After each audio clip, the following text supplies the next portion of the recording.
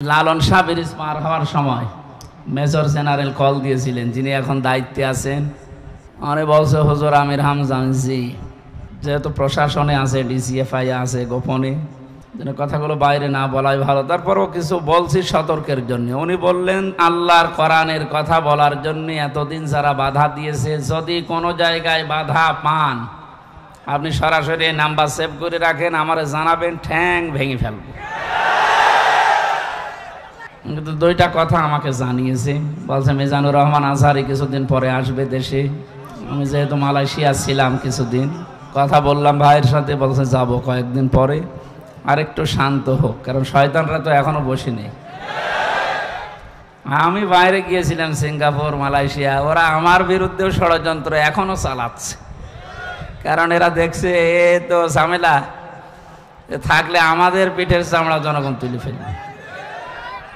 অনেক দুইটা কথা জানিয়েছে, আমি জাতির উদ্দেশ্যে বলছি, যেহেতু এটা রেকর্ড হচ্ছে, কালকে সারা দেশে ছড়িয়ে যাবে। অন্তর্বর্তীকালীন সরকারের যিনি এখন প্রধান দায়িত্বে আছেন, ডক্টর মোহাম্মদ ইউনূস, ঘোষণা দিয়েছেন গত পরশুদিন, আল্লাহর কোরআনের কথা এ বাংলার জমিনে বলার জন্য কোনো সলিমুদ্দির অনুমতির প্রয়োজন নেই।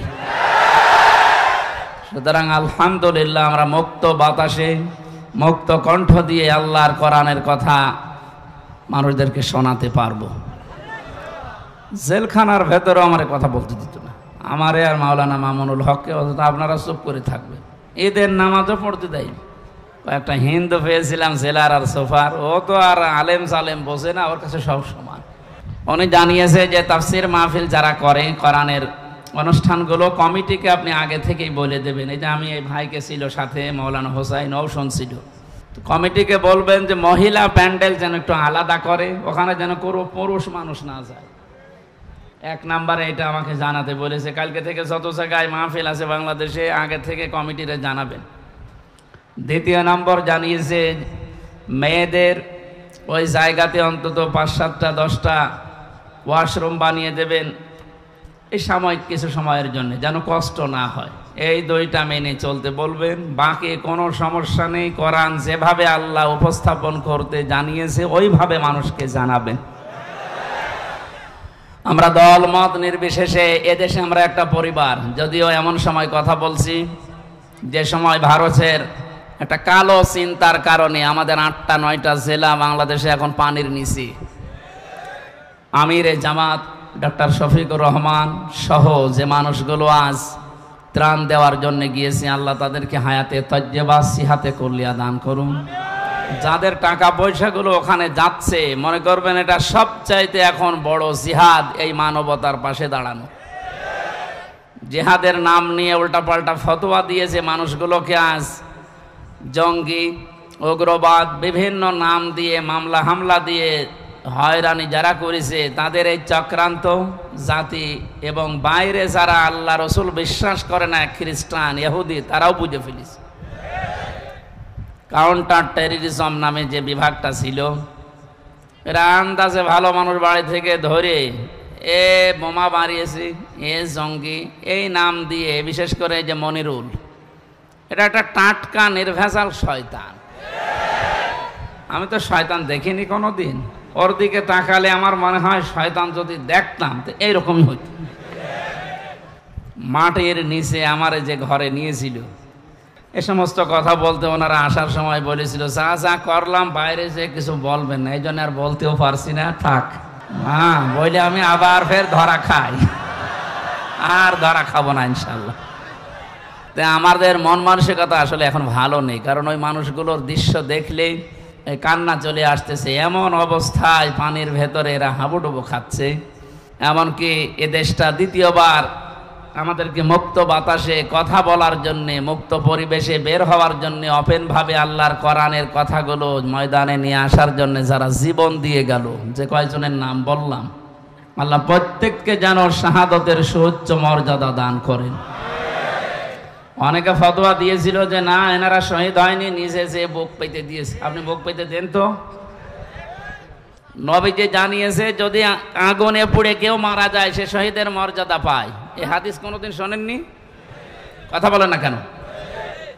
কেউ যদি অ্যাক্সিডেন্ট করে মারা যায় সে শাহাদতের মর্যাদা পায়, পাহাড় থেকে পড়ে গেলে শাহাদতের মর্যাদা পায় যদি মারা যায়, পানিতে ডুবে মারা গেলে শাহাদতের মর্যাদা পায়, দেওয়াল চাপা পড়ে মরলে শাহাদতের মর্যাদা পায়, আর জালেমের জুলুমের সামনে নিজের জীবনটা দিয়ে গেল আর আপনি শহীদ বলতে রাজি না। আপনি কি করেছেন ইসলামের জন্য?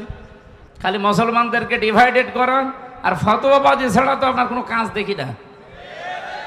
16টা বছর যারা কষ্ট সহ্য করেছে তারা টের পাচ্ছে যে এখন কি অবস্থায় আছে। অনেকেই আবেগে হয়তো গণভবনের বিভিন্ন জিনিস নেওয়ার জন্য খুব তাড়াতাড়ি করছিল, কিন্তু ওই সময়ও একদল মানুষকে আমরা দেখতে পেয়েছি তারা আল্লাহর দরবারে সেজদা দিয়ে মোনাজাতে হাত তুলে এই মুক্ত হওয়ার জন্য প্রাণ খুলে কাঁদছিল। এই জন্য যারা ফতোয়াবাজি করছেন যে আবু সাইদ মুগ্ধ, এরা শহীদ হয়নি, এরা আত্মহত্যা করেছে, আপনার ঈমান চলে গেছে, কারণ আপনি কোরআনের বিরুদ্ধে কথা বললেন। শহীদের শব্দটা যে কত দামি, যদি কোরআন আয়ত্ত না থাকে আমি আয়াত, পারা, পৃষ্ঠা, লাইন, রুকু, তাফসিরের নাম সব বলে দিচ্ছি, বাড়িতে এসে এগুলো আবার পড়েন। কি পড়ে আলেম হয়েছেন আমি জানি না। সূরা বাকারা 2 নাম্বার পারা, 2 নাম্বার পৃষ্ঠা, 12 নাম্বার লাইনের 154 নাম্বার আয়াত।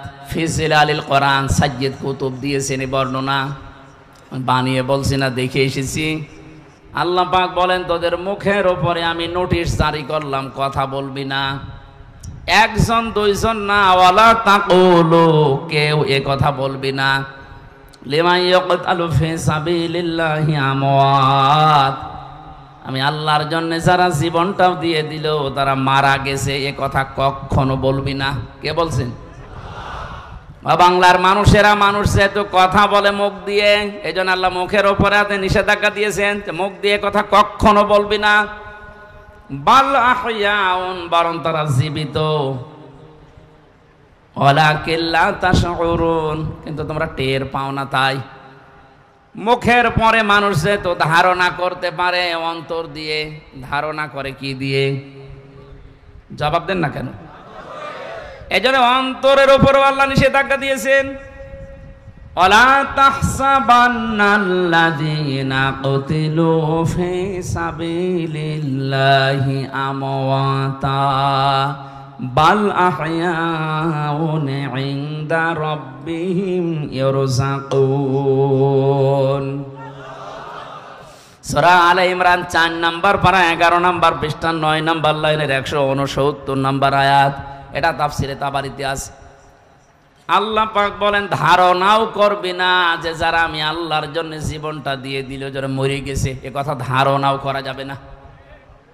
বাল আহইয়া, আল্লাহ বলেন বরং ওরা জিন্দা, জীবিত, ইনদা রাব্বিহিম ইরযাকুন, ওরা রবের কাছে রিজিক পাচ্ছে। ভাবনাবাসী আমরা জানি মানুষ জেগে থাকলে খায়, ঘুমিয়ে থাকলে খাওয়া লাগে। ওরা যেহেতু জীবিত, জিন্দা, গতকালকে ফেনীতে পানি থেকে রক্ষা করার জন্য ইসলামী ছাত্র শিবিরের 3টা ভাই মানুষকে বাঁচাতে গিয়ে 3 জনেই ডুবে শহীদ হয়ে গেছে। আপনি কে শহীদ বলতে রাজি না? বলে না, ওনারা গেল কেন? আরে শয়তান গেল কেন মানে? মানবতা বিপন্ন, মানুষ ভেসে চলে যাচ্ছে, ওরা জীবনটা বাজি রেখে বাঁচাতে গিয়ে মারা গেছে। আর আপনি তো এসি রুমের ভেতরে বসে ফতোয়াবাজি করছেন। শায়েখ আহমদুল্লাহ, ডক্টর আব্দুল হাই সাইফুল্লাহ, এই সমস্ত মানুষগুলো আজ যা করছে, এইরকম যদি এই দেশে যত নামধারী আমরা আলেম আছি সব যদি এগিয়ে যেতাম, আমার মনে হয় এই বানভাসী মানুষের কিছুটা হলেও কিছু উপকার হতো। আমরা কুষ্টিয়া, পাবনা, মেহেরপুর সমস্ত জেলাগুলো একটু উঁচা, তো পানি তো কিটের পান না। রংপুর বিভাগের মানুষেরা, আর ওদিকে ফেনী, নোয়াখালী, সিলেট অঞ্চলের মানুষেরা টের পাচ্ছে এখন এই আগ্রাসনের কারণে। আজকে এই ঘন্টাখানেক আগে দেখলাম পানি ফেনী জেলা থেকে নামতে আরম্ভ করেছে, মহিপাল থেকে, এবং যেখান থেকে পানি এসেছিল পানি ওদিকে উল্টা যাচ্ছে আবার।